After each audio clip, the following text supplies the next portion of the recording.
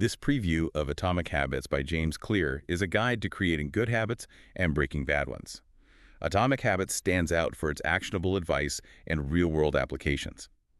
Have you ever wondered why it's so hard to stick to new habits or break old ones? Well, in Atomic Habits, James Clear really dives deep into the science of habit formation, offering practical strategies for making those lasting changes. That's so important. One of the concepts that I found really fascinating was this idea of the plateau of latent potential. Can you tell us a little bit more about that? Yeah, so imagine an ice cube slowly warming up. From 25 degrees to 31 degrees, nothing seems to happen, but then at 32 degrees, bam, it suddenly melts. And this is a really powerful metaphor for how small changes consistently applied can lead to dramatic results. Think about it. We might not see immediate changes in our weight, finances, or relationships when we start making those small improvements. But just like that ice cube, our consistent efforts are accumulating beneath the surface, building towards that breakthrough. I love that analogy. It's like we're laying the groundwork for this massive shift, Yeah, even if we don't see it happening right away. exactly. That's a really encouraging way to think about it, especially for those times when we feel like we're not making progress. Yeah. And this actually brings us to another key concept in the book, identity-based habits. Ooh, tell me more about that. Clear argues that lasting habits hmm are actually tied to our identity.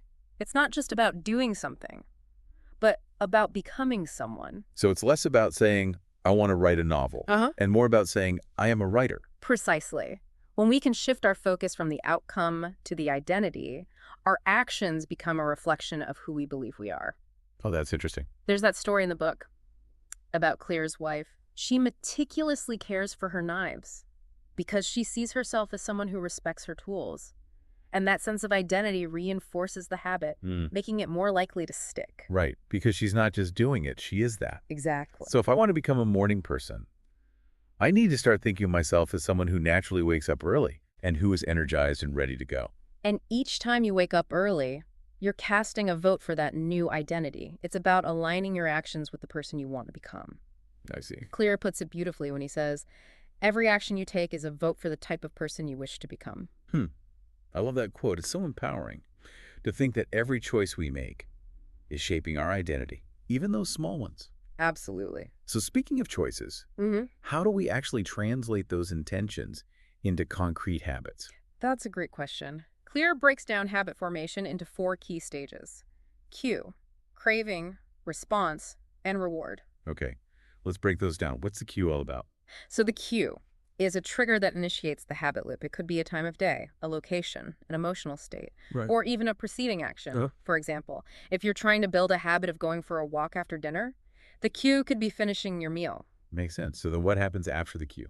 We're craving something. Exactly. The craving is the motivational force behind the habit. It's the desire for the reward that the cue signals.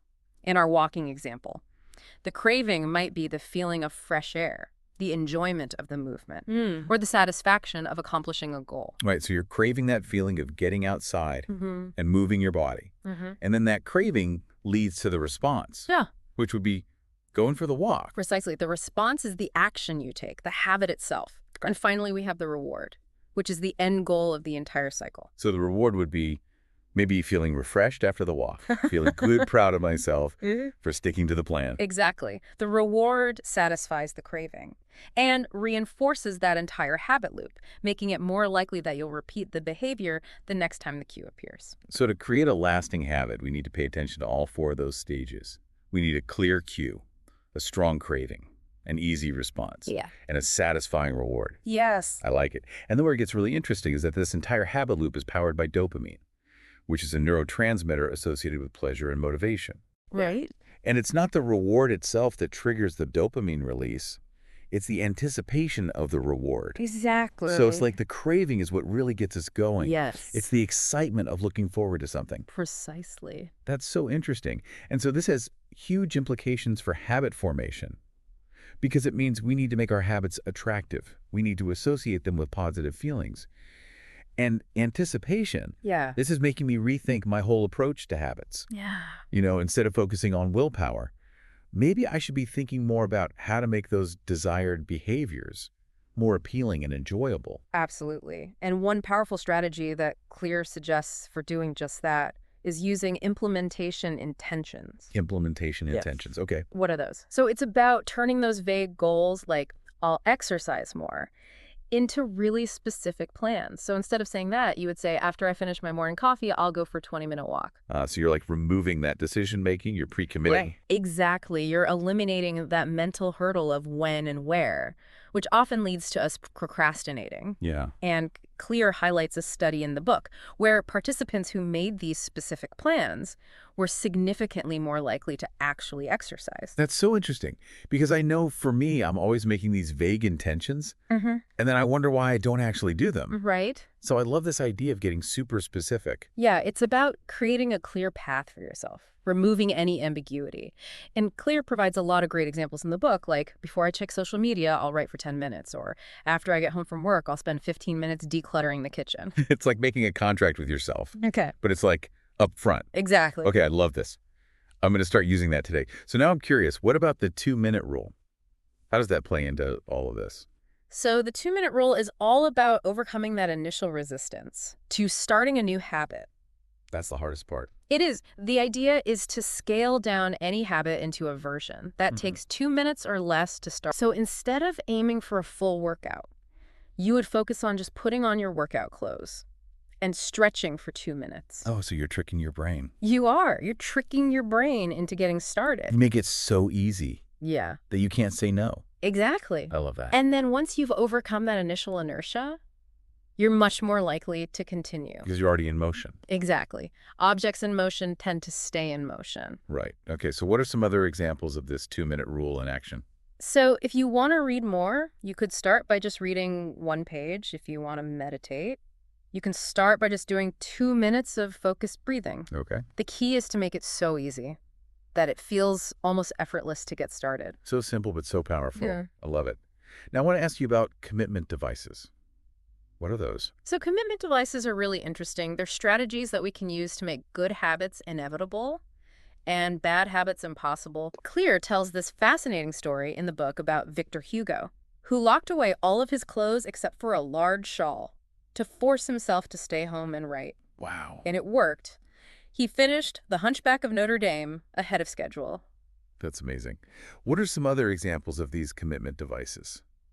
So some modern-day examples would be website blockers that limit your social media use, automatic savings plans that deduct money from your paycheck before you can spend it, or meal prepping healthy lunches on Sunday so you're not tempted by unhealthy takeout during the week. So it's about setting yourself up for success. Exactly. You're removing temptation, and you're removing the reliance on willpower. Right. Because if it's already done, you don't have to think about it. Exactly. Okay.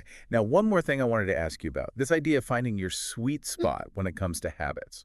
So Clear talks about this as the explore-exploit trade-off. Okay. So initially, we need to explore different options to discover what we enjoy and what we excel at. So for example, you might try a bunch of different exercise routines until you find one that actually energizes you rather than drains you. Right. Like, don't force yourself to run. If you hate running, Exactly. find something that you enjoy. Yes. I'm thinking about like Michael Phelps. He obviously trained really hard, but he also happened to find a sport that was perfectly suited for his body type. That's a great point. It's about finding that thing that you're naturally good at and then putting in the effort to really master it. I see. And Clear says, when you can't win by being better, you can win by being different. I love that. So it's about figuring out what makes you unique and then using that to your advantage. Exactly. Okay. One last thing I wanted to touch on is this idea of satisfaction and reward.